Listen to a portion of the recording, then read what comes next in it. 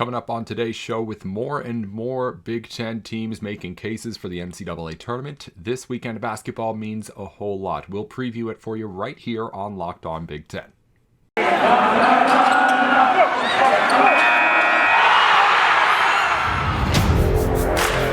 You are Locked On Big Ten, your daily podcast on the Big Ten Conference. Part of the Locked On Podcast Network. Your team every day.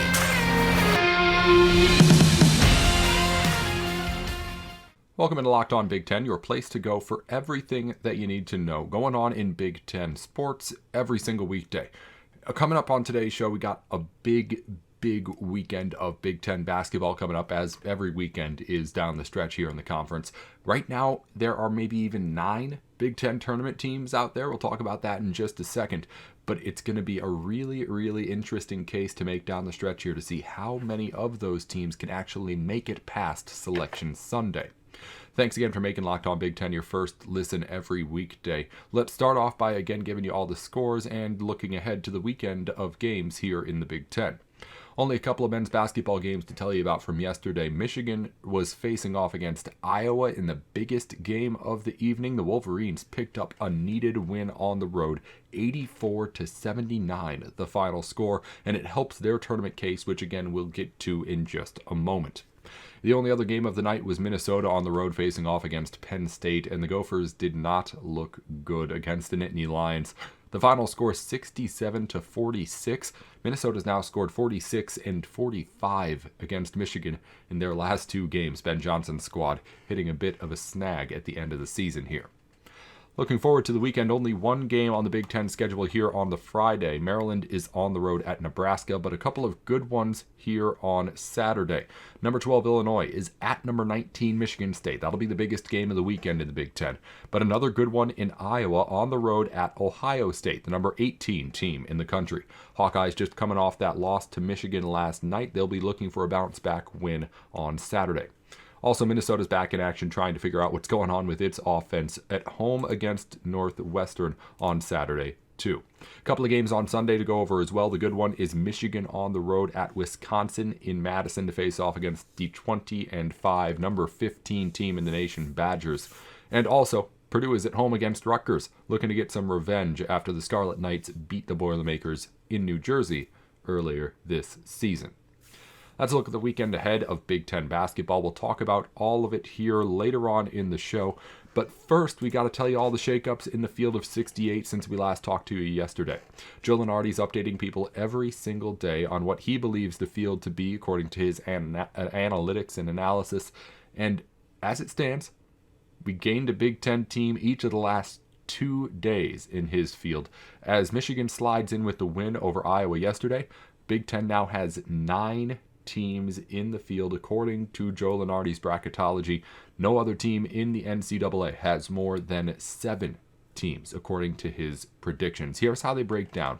Pretty much the same at the top. Purdue is a 2 seed. Illinois and Wisconsin now both sit on the 4 line. Before it was the Illini as a 3 seed. Michigan State and Ohio State are both 5 seeds. Iowa's down to an 8 seed after the loss yesterday. Here's the big surprise. Rutgers actually jumped Indiana. Rutgers now a 10 seed. Indiana looking at an 11 seed and drifting closer and closer to that bubble. And then finally Michigan jumps into the field as the second to last team in by winning yesterday. That adds up to 9 teams again total out of the Big Ten. Can they all make it? We talked about that on the show yesterday. I believe they can, and easily. But it's going to have to work out the wins and losses the rest of the way because, again, you have a team like Indiana who, while everybody else is trying to move up, somebody else has to be losing those games, and we're seeing a team like the Hoosiers right now starting to drift down a bit. So hopefully everything balances out and we get as many chances to win this thing as the Big Ten can. We know it's been a while. Coming up on the show again, we're going to look ahead to the weekend of Big Ten basketball. Double teams in action with chances to get big wins. Other teams already in the tournament safely, but facing off against other top squads trying to figure out, are they ready to go for that deep March run? We'll break down the weekend of games coming up in the Big Ten here in just a second.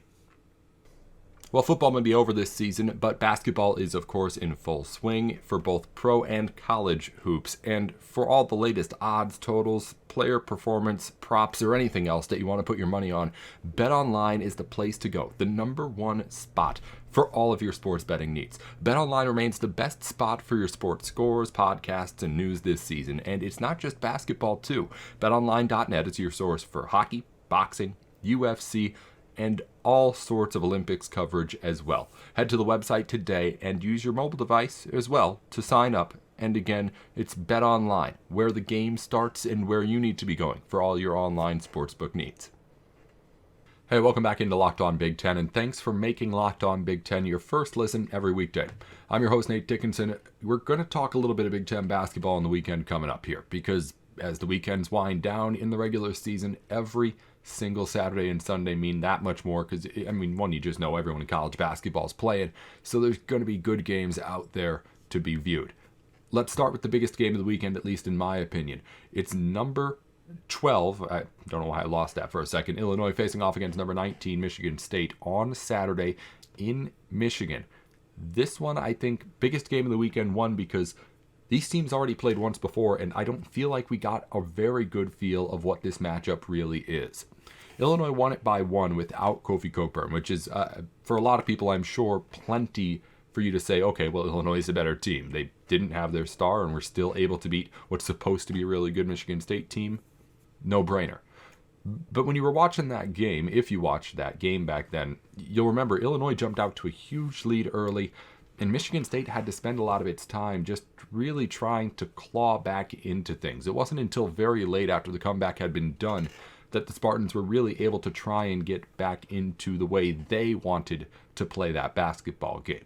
Now, obviously, that's all in the context of the game, and you got to keep up to be able to win a game at the end. But I do feel like we just didn't quite get the sample size that we were looking for there. Kofi wasn't playing. Michigan State wasn't playing the kind of basketball it wanted to play. It had to play from behind pretty much the whole time. So when you look at that final score and say, oh, well, Illinois won without its best player against a full-strength Michigan State team, well, it's not quite exactly as it seems with that final score. I'm interested to see just really how these two teams match up against each other, because we didn't get to see that the first time these two teams met. On the Michigan State side, of course, the question will ring true again. How do the Spartans try to stop yet another dominant big in the Big Ten?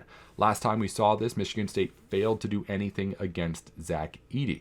Again, Spartans were able to stay in that game, but you could see that if Michigan State had been a little bit better at just denying inside, whenever Purdue got it in there, it was easy buckets for either Edey or people around him moving as a result of the gravitational pull he puts on a defense inside. It was easy for Purdue to get buckets when that ball went in there, so I'm interested to see against Cockburn, what can Michigan State do? Are they trying to do the same thing? Last time it was really just ball gets inside, you throw a second defender on there, hope he has to kick it out, and you reset. But can they deny a little bit better, getting that ball inside to Cockburn?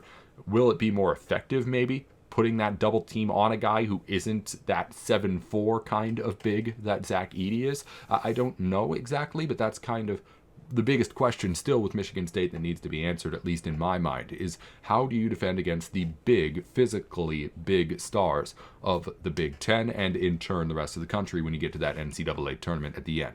If Michigan State can do it well, I'm feeling a lot better about the Spartans than I did when I was watching, again, that team play against Purdue. The other big game of the weekend that I'm looking at on Sunday is, of course, Michigan against Wisconsin. Now, in here you have a similar kind of matchup as you did with Illinois and Michigan State. Illinois has that kind of Michigan, feel to it, with Hunter Dickinson inside and big talent supporting him on that perimeter. Wisconsin's more of the Michigan State side, where they don't have a dominant presence inside, and maybe not an answer for the dominant presence inside, but you know, with the dynamic scorers and the ability and speed that Badgers have, it's going to be an exciting game. And Wisconsin, right now, playing as one of those top teams, of course, in the Big Ten. So if it's possible for Michigan to come in and pull off yet another upset, they make themselves that more safer in that field of 68. Of course, a loss, maybe they fall back out. I don't, of course, have those numbers or analytics in front of me.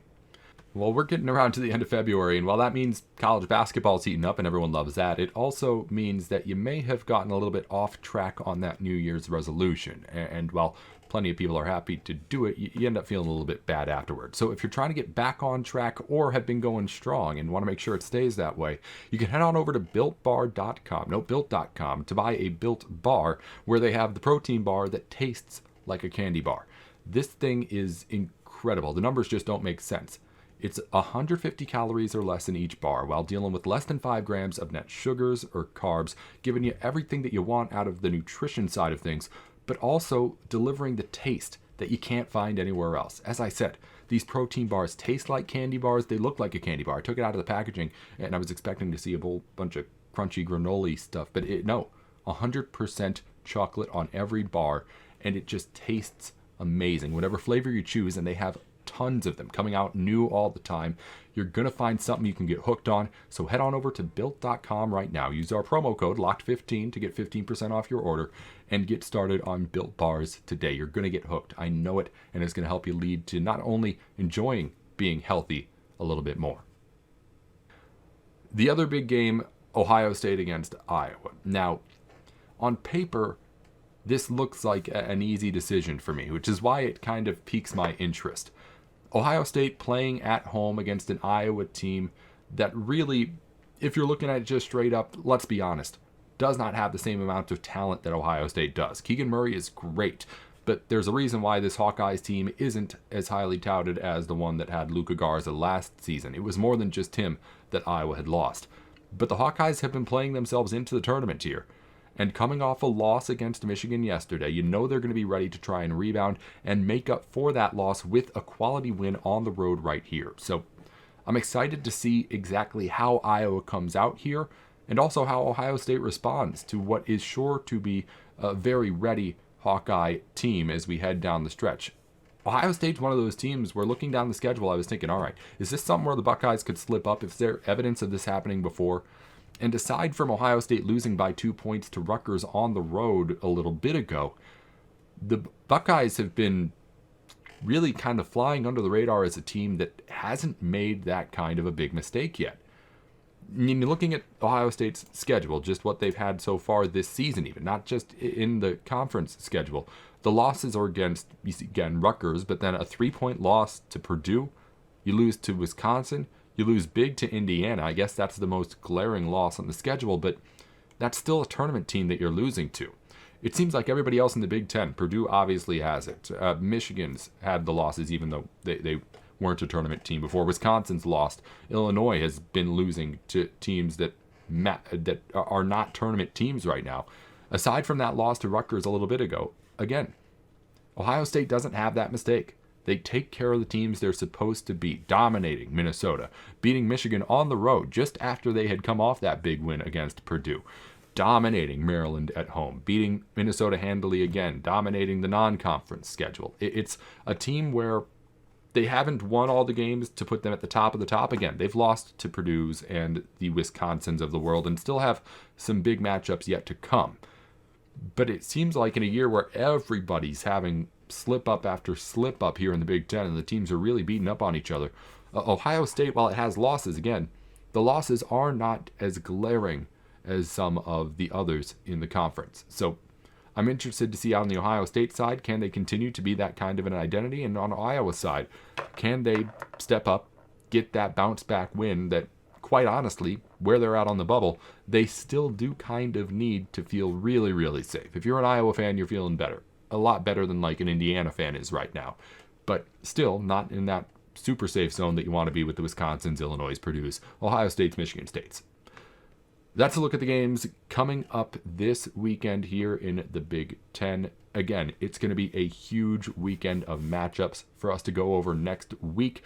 I'm going to be traveling at the start of next week, so we'll have episodes, but they may not be exactly updated with everything that happens over the weekend. I'm going to be traveling at the end of next weekend, going into the start of next week, only a couple of days, but it may not, again, be exactly right away updated on everything that happens. I may try and get that in along with some pre-recorded stuff at the top, but if you're sitting here listening on Monday and wondering why isn't he telling us about the games over the weekend, it's just I may have recorded before everything wrapped up and didn't want to talk about stuff that hadn't happened yet. So that's where we're at there. Again, shows will still be here, but we will have a little bit of at least an actual physical downtime from me here at the start of the week next week. Everything should be up to date, and you really honestly shouldn't notice except for maybe only that Monday show. I'll be back again then, hopefully with Jay Stevens, if he can record in before I got to get traveling next week here on Locked On Big Ten, as well as with a whole bunch of other people to talk about all sorts of stuff going on in the conference. Until then, hope you enjoy your weekend and enjoyed this episode of Locked On Big Ten.